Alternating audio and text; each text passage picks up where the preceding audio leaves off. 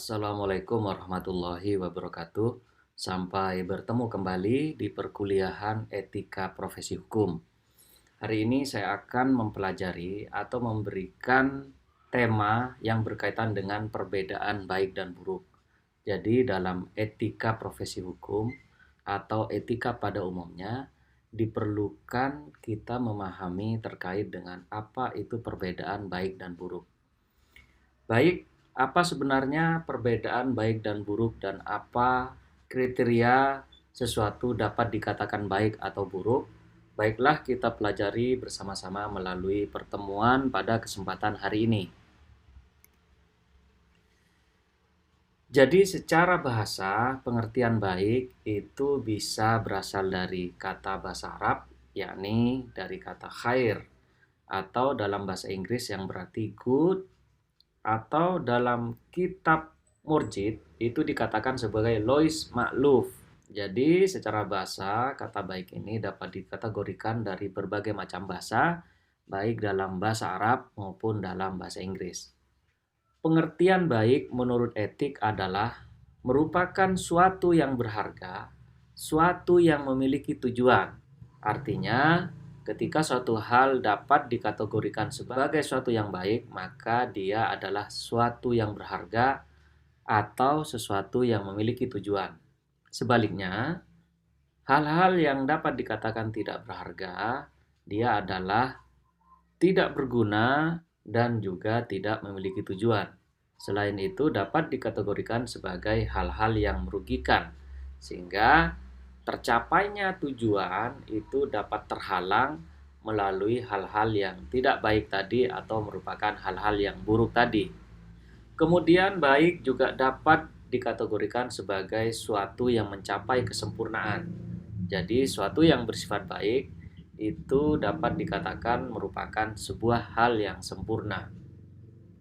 Kemudian dalam kamus Webster, baik diartikan sebagai sebuah keharusan untuk mencapai sebuah kepuasan, kesenangan, persesuaian, dan yang seharusnya. Jadi, baik ini merupakan sebuah kepuasan, sebuah kesenangan, sebuah persesuaian, dan hal-hal yang seharusnya dapat diterima oleh tingkah laku manusia dalam lingkungan hidup sehari-hari.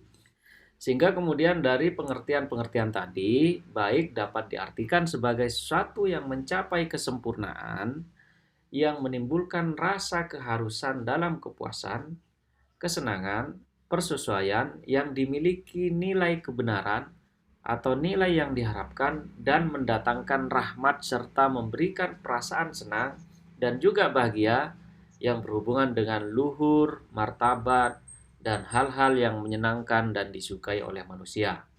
Kalau kita sudah mengerti tentang pengertian apa itu baik, maka sebaliknya apa suatu hal dapat dikatakan sebagai sebuah hal yang buruk. Buruk di sini dapat diartikan sebagai segala sesuatu yang tidak baik, jadi merupakan kebalikan dari hal yang baik yang sudah diuraikan tadi.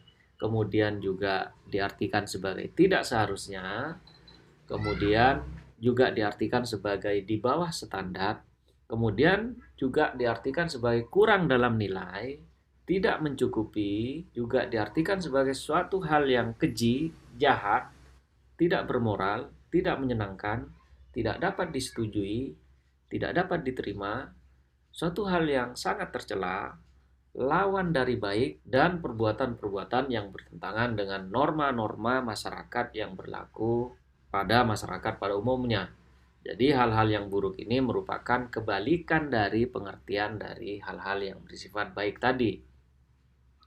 Untuk itu dari pengertian di atas dapat disimpulkan bahwa pengertian hal-hal yang bersifat buruk itu memberikan kesan bahwa hal itu sangat relatif sekali, karena sangat bergantung pada pandangan dan penilaian pada masing-masing yang merumuskannya.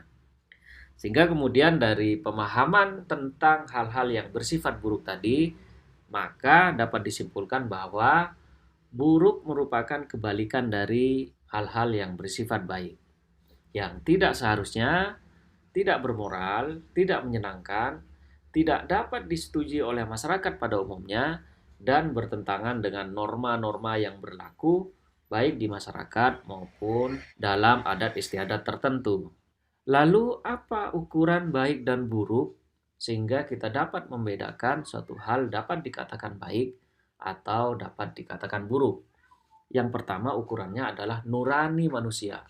Jadi nurani manusia itu sebenarnya sudah dapat menilai terkait dengan baik buruknya suatu hal, sehingga kemudian kadangkala kita berpikir atau kita merasakan bahwa suatu hal yang dilakukan oleh orang lain itu sebenarnya baik atau buruk. Kemudian ukuran yang kedua adalah ukuran rasio. Jadi rasio kita, pemikiran kita, itu kadangkala berpikir bahwa hal-hal yang dilakukan oleh orang lain atau bahkan dirinya sendiri itu sebenarnya secara rasio tidak mencerminkan ukuran-ukuran yang bersifat baik maupun ukuran yang bersifat buruk. Untuk itu sebenarnya rasio manusia itu sudah dapat menilai terkait dengan perbuatan atau perbandingan antara hal-hal yang bersifat baik maupun hal-hal yang bersifat buruk. Yang ketiga, ukuran baik dan buruk adalah dia dapat dinilai melalui adat istiadat tertentu. Jadi adat kemudian dapat memberikan penilaian selain penilaian dari aspek nurani dan rasio, akan tetapi melalui kebiasaan-kebiasaan yang kemudian dilakukan oleh adat istiadat tertentu, dia dapat memberikan penilaian terhadap ukuran baik atau buruk. Kemudian yang keempat, pandangan terkait dengan perbedaan antara ukuran baik dan buruk itu dapat diukur melalui pandangan individu manusia. Jadi selain pandangan dari nurani, pandangan dari rasio, pandangan dari adat istiadat juga dapat dinilai melalui pandangan individu setiap manusia. Sehingga ukurannya karena bersifat individu, maka tentu kadangkala terdapat perbedaan-perbedaan antara ukuran baik bagi seseorang tertentu terhadap pihak-pihak lainnya apabila memandang terhadap ukuran baik dan buruk, sehingga kemudian cenderung terdapat perbedaan antara ukuran baik dan buruk yang bersifat individu dengan yang bersifat adat istiadat atau pada kelompok masyarakat tertentu. Kemudian ukuran baik dan buruk juga dapat dinilai melalui norma agama. Jadi setiap agama tentu memiliki ukuran tersendiri terkait dengan ukuran baik dan buruk tadi sehingga dapat dijadikan rujukan dalam setiap masyarakat yang memeluk agama dan kepercayaan tertentu. Lalu bagaimana kemudian untuk menentukan sesuatu dapat dikatakan baik atau buruk? Sesuatu dikatakan baik atau buruk, penentuannya dapat dikategorikan dari berbagai hal. Yang pertama, baik dan buruk menurut aliran adat istiadat, yakni baik dan buruk ditentukan berdasarkan adat istiadat yang ditentukan dan yang dipegang teguh oleh masyarakat tertentu. Jadi seperti yang saya katakan tadi, penentuan baik dan buruk ini dapat ditentukan oleh adat istiadat tertentu. Kemudian penentuan yang kedua yakni penentuan baik dan buruk menurut paham hedonisme. Jadi menurut paham ini perbuatan yang dikatakan sebagai perbuatan yang baik itu ditentukan oleh apakah perbuatan itu mendatangkan kelezatan, kenikmatan, dan juga mendatangkan kepuasan biologis bagi pemeluk-pemeluknya. Jadi penentuan baik dan buruk menurut paham hedonisme ini sangat ditentukan oleh pandangan yang bersifat individu maupun pandangan yang bersifat universal. Yang ketiga, penentuan baik dan buruk menurut paham humanisme, yakni penentuan baik dan buruk menurut paham ini adalah baik dan buruk sangat ditentukan oleh intuisi batin dari orang per orang masing-masing. Sehingga kemudian penentuan paham intuisme ini sangat diserahkan kepada masing-masing orang untuk dapat menilai sebuah kebaikan maupun keburukan sesuai dengan pandangan maupun analisa yang kemudian dijadikan rujukan oleh setiap orang per orang tertentu sehingga sifatnya berbeda-beda antara hal-hal yang bersifat baik maupun yang bersifat buruk antara orang satu dengan orang-orang lainnya. Yang keempat, penentuan baik dan buruk menurut paham utilitarianisme. Menurut paham ini, penentuan baik dan buruk sangat ditentukan apakah suatu hal yang bersifat baik atau buruk tersebut, nilai kegunaannya itu berguna bagi sebanyak-banyaknya bagi kemaslahatan orang atau pemeluknya. Jadi, menurut paham utilitarianisme ini, suatu dapat dikatakan baik apabila kemudian dia dapat berguna bagi sebanyak-banyaknya bagi kemaslahatan orang yang kemudian mengerjakan suatu yang baik tadi. Kemudian yang kelima, penentuan baik dan buruk menurut paham vitalisme. Menurut paham ini adalah penentuan baik dan buruk ditentukan oleh apakah perbuatan yang dikerjakan oleh setiap orang tertentu atau orang-orang tertentu itu kemudian dapat memberikan kekuatan dalam hidup manusia. Apabila kemudian dapat memberikan kekuatan, maka suatu hal tersebut dapat dikatakan sebuah hal-hal yang bersifat baik. Kan tapi sebaliknya, apabila hal tersebut tidak memberikan penguatan bagi hidup manusia, maka dapat dikatakan hal tersebut merupakan hal yang buruk.